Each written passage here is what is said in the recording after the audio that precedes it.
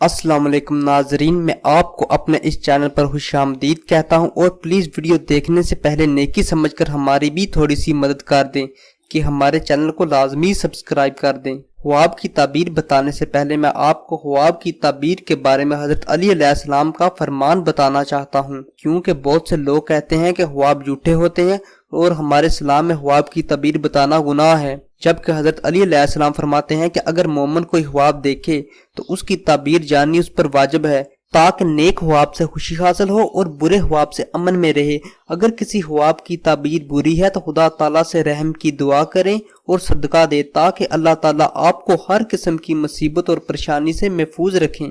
ناظرین، آج میں آپ کو خواب میں آلو دیکھنے کی تعبیریں بتاؤں گا۔ اگر آپ نے خواب میں سورج یا سیاہ آلو دیکھا ہے تو یہ مال و دولت حاصل ہونے اور کاروبار میں ترقی ہونے کی علامت ہے، لیکن اگر آپ نے زرد رنگ کا آلو دیکھا ہے تو یہ بیماری میں مبتلا ہونے اور پریشانی اٹھانے کی علامت ہے، اور اگر آپ نے آلو کھاتے دیکھا ہے تو مال و دولت ہاتھ آنے کی علامت ہے۔